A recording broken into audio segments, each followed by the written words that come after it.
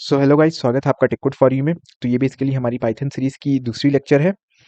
अगर आपने हमारी चैनल को सब्सक्राइब नहीं किया तो आप इसको सब्सक्राइब कर लें ताकि हमारी आगे आने वाली वीडियोस को आप मिस ना कर सकें। तो बेसिकली आज हम लोग देखने वाले हैं मॉड्यूल्स, कमेंट्स एंड पिप। हम लोग अपने पाइथन सीरीज में चैप्टर वाइज टॉपिक को कवर करेंगे। तो आज हमारी चैप्टर 1 है इंट्रोडक्शन। हम लोग ने लेक्चर 1 में इंट्रोडक्शन देखा पाइथन की, कि पाइथन की यूज़ करें, what is Python, Python language क्या है, प्रोग्रामिंग लैंग्वेज क्या है, प्रोग्रामिंग क्या होता है। तो हम लोग ने देखा इंट्रोडक्शन में। तो आज हम लोग अपने चैप्टर 1 पे हैं और हम लोग अपने चैप्टर 1 में आज मॉड्यूल्स, कमेंट्स एंड पिप ये तीनों को कवर करेंगे। तो बेसिकली आगे बढ़ने से पहले सबसे पहले हम लोग क्या करते हैं कि अपना एक पहला प्रोग्राम पाइथन में लिख लेते हैं। बेसिकली मैंने ये जो प्रोग्राम है, ये जो आप देख सकते हैं हाइलाइटेड प्रोग्राम कोड, ये मैंने इंट्रोडक्शन में भी बताया है, बट मैं आपको इसमें फाइल क्रिएट करके अच्छे से समझाऊंगा। अब मैं क्या करता हूँ कि एक फाइल क्रिएट करता हूँ सबसे पहले। तो फाइल क्रिएट करने के लिए आपको भी ये सिंबल पर क्लिक करना पड़ेगा एक्सप्लोरर पे। उसके बाद देखिए यहाँ पे न्यू फाइल का एक सिंबल बन के आ रहा है, आपको न्यू फाइल पे क्लिक करना होगा। उसके बाद जैसा कि लिखा हुआ है hello डॉट पाई नाम का एक फ़ाइल बनाना है। तो हम लोग बेसिकली बना लेते हैं hello डॉट पाई नाम से, hello डॉट पाई। तो आप देख सकते हैं ये मैंने hello डॉट पाई नाम से बना लिया। आपकी भी इस टाइप की एक वर्कस्पेस बन के आएगी hello डॉट पाई के नाम से। अब मैं क्या करता हूँ कि इसमें जो कोड है उसको कॉपी पेस्ट कर देता हूँ। तो बेसिकली आपकी इसी टाइप की रहेगी। आप इसी में कोड लिखें, बट मेरे पास नोट्स भी है, मैं नोट्स आपको भी दे दूँगा। इसलिए मैं क्या करता हूँ, इसको साइड बाय साइड ले आता हूँ। अब वीएस कोड में साइड बाय साइड लाने के लिए आपको क्या करना पड़ेगा कि आपको, मान लीजिए मैं आपके पास भी ऐसा नोट्स आ गया और मैंने दे दिया, तो आपको साइड बाय साइड नोट्स और आपका जो ये वर्कस्पेस है इसको देखने के लिए आपको क्या करना पड़ेगा कि आपको यहाँ पे जो सिंबल है स्प्लिट एडिटर राइट, ये जो करके लिखा हुआ है, आपको इस पे क्लिक करना है। आप क्लिक करेंगे तो एक तरफ आपका ये दूसरा टैब खुल जाएगा जिसमें आप कुछ अलग फाइल खोल सकते हैं। तो मैं क्या करता हूँ कि मैं इसमें क्या करता हूँ कि इसमें मैं hello डॉट पाई खोल लेता हूँ इस तरफ, और इस तरफ मैं अपना जो नोट्स मैंने आपके लिए प्रिपेयर किया है उसको मैं रखता हूँ ओपन, ठीक है। अब मैं यहाँ क्या करता हूँ कि मैं यहाँ पे एक जो ये प्रोग्राम लिखा हुआ है यहाँ पे हेलो दुनिया नाम से, आप देख सकते हैं प्रिंट हेलो दुनिया। मैंने ये जो प्रोग्राम है, ये जो कोड है, मैंने आपको इंट्रोडक्शन लेक्चर में समझाया है प्रिंट क्या होता है, प्रिंट कैसे काम करता है, प्रिंट करता क्या है। तो हम लोग अभी उस बारे में डिस्कस नहीं करेंगे। मैं बेसिकली अभी इसको लिख देता हूँ। अब आपको इसको रन करना है। तो इसको रन करने के हमारे पास 2 मेथड होते हैं। पहला कि आप ऑटोमैटिकली रन कर दें। ऑटोमैटिक रन करने के लिए आपको आपको यहाँ पे रन पाइथन फाइल करके जो आ रहा है प्ले बटन, इसको क्लिक करना पड़ेगा। मैंने ये मेथड आपको इंट्रोडक्शन में बताया है।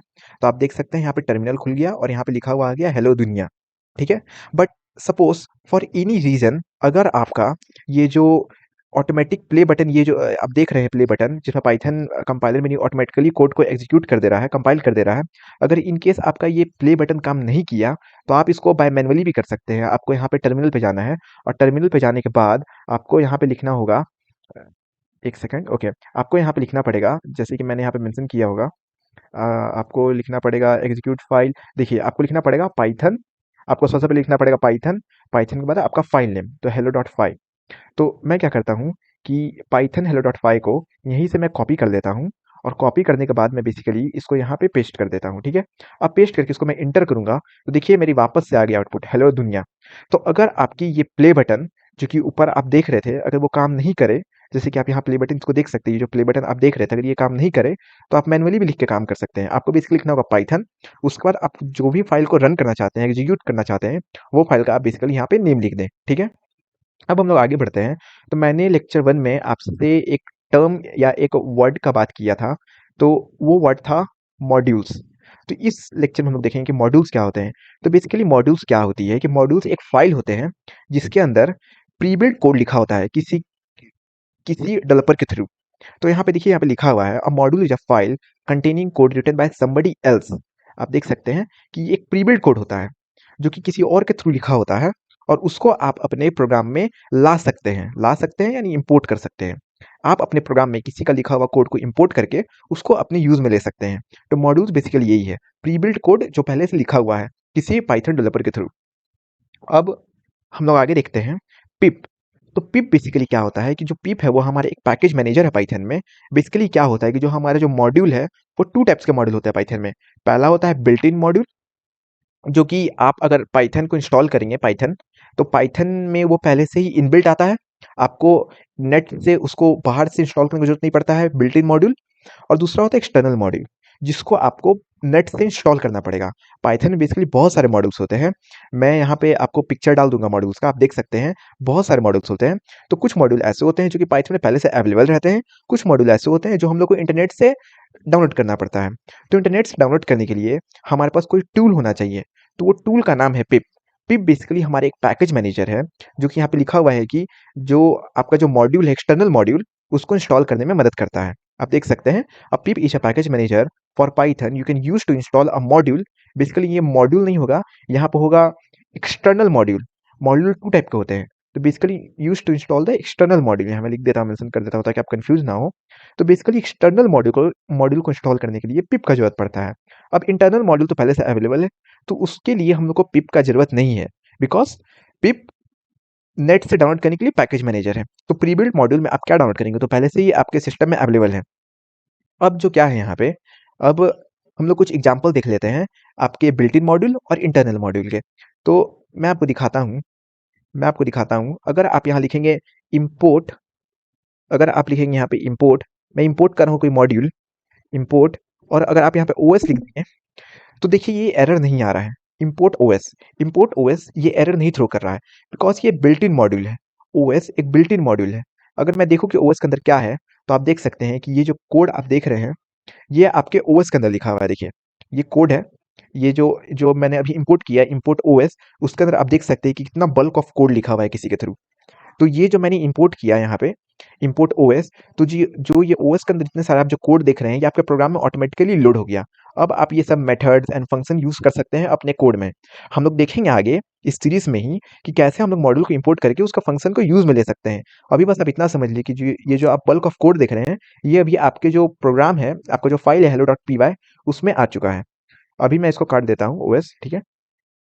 तो ये हमारे बिल्ट इन मॉड्यूल्स हैं। बिल्ट इन मॉड्यूल्स मतलब कि ये पहले से हमारे पाइथन में अवेलेबल है, हम लोग बस उसको अपने कोड में ला रहे हैं। अब हमारे पास कुछ ऐसे मॉड्यूल्स होते हैं जो कि हमारे पाइथन में पहले से मौजूद नहीं है। जैसे मैं यहाँ लिखूंगा इम्पोर्ट फ्लास्क, तो ये जो इम्पोर्ट फ्लास्क है, ये बेसिकली आपकी एक्सटर्नल मॉड्यूल है। आपके सिस्टम ये एरर थ्रो करेगा इम्पोर्ट फ्लास्क आप लिखेंगे तो, क्योंकि आपके सिस्टम ये फ्लास्क पहले से इंस्टॉल नहीं होगा। बट मैंने कुछ कुछ प्रोजेक्ट पाइथन में किए हैं, तो जिसके वजह से ये जो फ्लास्क है मेरे सिस्टम में ऑलरेडी इंस्टॉल है पिप के थ्रू। तो अगर आपके कंप्यूटर में एरर आया फ्लास्क को इंपोर्ट करते करते, तो उसके लिए आपको क्या करना पड़ेगा कि पिप का इस्तेमाल करके आपको फ्लास्क को इंटरनेट से डाउनलोड करना पड़ेगा। अब मैं दिखाता हूँ कि पिप का यूज़ करके कि आप कैसे अपने जो कोड हैं, आपके जो फाइल हैं, उसमें आप फ्लास्क को इंपोर्ट कर सकते हैं। तो फ्लास्क मॉड्यूल को डाउनलोड करने के लिए आपको यहाँ पे टर्मिनल में लिखना पड़ेगा पिप इंस्टॉल, इंस्टॉल लिखना पड़ेगा आपको, पिप इंस्टॉल, और उसके बाद फ्लास्क, पिप इंस्टॉल फ्लास्क। तो आपका जो पिप है वो अभी देखिए फ्लास्क को इंस्टॉल कर रहा है। अभी आप रुक जाइए, ये देखिए जो मेरा पिप है वो फ्लास्क को इंस्टॉल कर दिया। अब अगर आपका भी इंस्टॉल नहीं होगा आपके सिस्टम में, तो आप इसको इस टाइप से लिख सकते हैं, पिप इंस्टॉल फ्लास्क। बेसिकली आप लिखेंगे पिप इंस्टॉल फ्लास्क अपने टर्मिनल पे, तो आपको जो पैकेज मैनेजर है पिप, वो लेटेस्ट वर्जन जो कि फ्लास्क का है मॉड्यूल का, वो आपका इंस्टॉल कर देगा और आप उसको इंपोर्ट करके अपने कोड में यूज़ कर सकेंगे। आप ध्यान रखें कि पिप का इस्तेमाल करते वक्त आपकी सिस्टम इंटरनेट से जुड़ी होनी चाहिए, वरना ये इंस्टॉल नहीं लेगा। अब हम लोग आगे देखते हैं, तो आगे बेसिकली आप पाइथन जो आप जो पाइथन है, पाइथन कंपाइलर, आप बेसिकली उसको एज़ अ कैलकुलेटर यूज़ कर सकते हैं। उसमें एक बिल्ट इन फीचर आती है जिसका नाम है, मैं आपको बताता हूँ, उसमें बिल्ट इन फीचर आती है जिसका नाम आई थिंक रेपल होता है।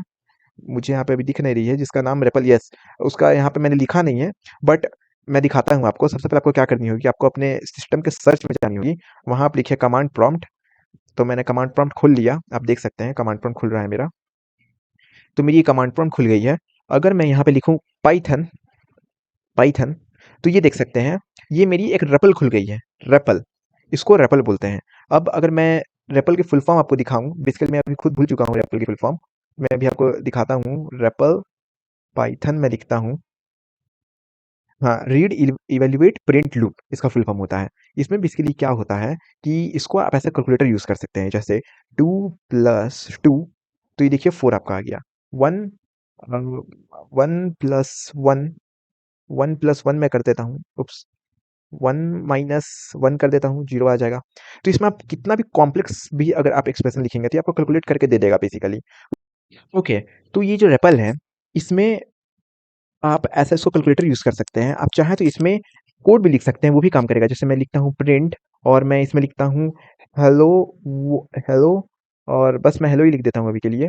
और मैं इसको अगर इंटर करूँगा अभी, एक सेकंड, ओके मैं अभी इसको इंटर करूँगा, तो आप देख सकते हैं ये कोड को भी एग्जीक्यूट करता है। आप इसको ऐसा कैलकुलेटर और ऐसा कोड भी रन कर सकते हैं, कोड डाल के भी इसको रन कर सकते हैं। बट इसमें क्या होगा कि आप बल्क में कोड को नहीं रन कर पाएंगे। At a time one line का कोड ही इसमें रन होता है। तो इसलिए हम लोग यहाँ पे आईडी यूज़ करते हैं कि बल्क में हम लोग यहाँ पे कोड रन कर पाएँगे।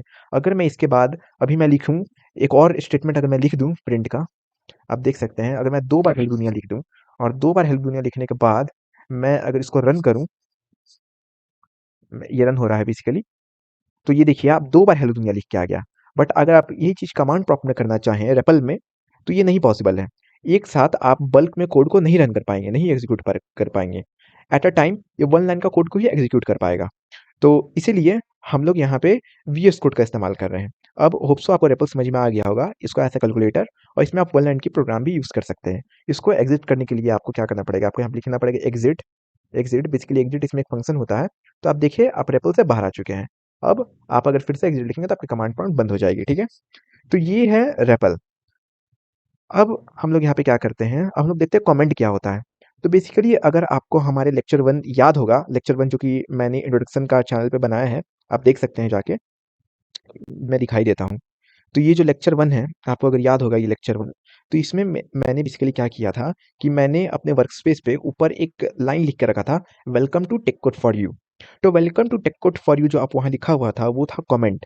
कमेंट क्या होता है? तो comment basically line of code होता है, मतलब लाइन ऑफ सेंटेंस होता है, जो कि आप चाहते हैं कि कंपाइलर उसको इग्नोर करे। वो आपके समझने के लिए है, वो एज़ अ ह्यूमन बीइंग को समझने के लिए है। तो यहाँ पे लिखा हुआ है comment are used to write something which a programmer don't want to execute, because वो उसको अगर आप एग्जीक्यूट करने के लिए जाएँगे तो आपकी एक एरर थ्रो करेगा। वो आपके समझने के लिए है, कंपाइलर के लिए नहीं है, वो आपके अंडरस्टैंडिंग के लिए है। सपोज़ मैं अगर यहाँ पे लिख दूँ अभी, देखिए मैं यहाँ लिखता हूँ दिस इज़ अ पाइथन, मैं यहाँ लिखता हूँ दिस इज़ अ पाइथन, मैं यहाँ लिखता हूँ this is a Python series. तो आप देख सकते हैं this is a Python series में ये एरर थ्रो कर रहा है। बिकॉज़ कंपाइलर को समझ में ही नहीं आ रहा है कि ये क्या चीज़ आप लिख दिए। क्योंकि ये कोई कोड नहीं है this is a Python series. ये हमारे समझने के लिए है। ये मैंने खुद के अंडरस्टैंडिंग के लिए लिखा है। तो इसीलिए इसको हम लोग कमेंट बोलते हैं। अब कमेंट भी 2 टाइप के होते हैं। एक होते हैं single line comment. Single line comment मतलब आप देख सकते हैं कि मैंने ये एक लाइन में लिख दी, ये मेरी सिंगल लाइन है। तो सिंगल लाइन कमेंट, इसको आपको कमेंट बनाने के लिए आपको क्या करना पड़ेगा कि आपको स्टार्टिंग में हैशटैग लगाना पड़ेगा। अगर आप स्टार्टिंग में हैशटैग लगा देंगे, तो आप देखें कि ये पूरी ग्रीन हो गई है और जो एरर है वो हट गया है। अब कंपाइलर को पता चल गया है कि ये उसका काम का नहीं है, इसको इग्नोर करें। तो कंपाइलर इस वाली लाइन को इग्नोर कर देगा। अभी मैं इसको आपको अगर रन करके दिखाऊँ, तो देखिए ये बेसिकली रन हो जाएगा और रन होने के बाद ये देखिए 2 बार हेलो दुनिया लिखा हुआ आ गया मेरा। बट अगर मैं इसमें हैशटैग नहीं लगाऊँ, अगर मैं इसको ऐसे ही छोड़ दूँ और अब मैं रन करूँ, तो बेसिकली देखिए यहाँ पे ये एरर थ्रो कर रहा है। देखो ये देखिए यहाँ पे लिखा हुआ है this is a Python series और ये एक सिंटैक्स एरर है। क्योंकि ऐसा कुछ भी कोड हमारे पाइथन में एग्जिस्ट नहीं करता है, जो कि ऐसा लिखा हुआ आता है this is a Python series. तो इसलिए हम लोग यहाँ पे हैशटैग लगाते हैं, ताकि कंपाइलर इसको इग्नोर कर ले और ये एक सिंगल लाइन कमेंट है। अब सपोज़ आपको मल्टी लाइन कमेंट लिखना हो, सपोज़ अगर आपको लिखना हो सपोज़ इज़ और द और सपोज़ यू, कुछ भी मैं अभी ऐसे ही लिख रहा हूँ फॉर सेक ऑफ अंडरस्टैंडिंग। अब ये मल्टी लाइन कमेंट है, आप देख सकते हैं मल्टी लाइन कमेंट है। तो मल्टी लाइन कमेंट लिखने के लिए आपको क्या करना पड़ेगा कि आपको स्टार्टिंग में ये कोटेशन मार्क देना होगा, 3 कोटेशन मार्क आप देख सकते हैं, देखिए आपको इस टाइप से लिखना होगा। और मैंने देखिए ये मेरी अब मल्टी लाइन कमेंट है, आप देख सकते हैं ये मल्टी लाइन है, क्योंकि ये मेरी 3 लाइन में खत्म हो रही है मल्टी लाइन कमेंट। तो इसी को मल्टी लाइन कमेंट बोलते हैं। सिंगल लाइन कमेंट में आप बेसिकली हैशटैग लगाएंगे, बट आपको अगर बल्क ऑफ सेंटेंसेस लिखना हो जो कि मल्टी लाइन में जा रही है, तो आप इस सिंबल का यूज़ कर सकते हैं, आप देख सकते हैं। तो अभी के लिए इस लेक्चर में इतना ही, तो मिलते हैं हम लोग नेक्स्ट लेक्चर में। तब तक के लिए bye bye, tata, take care.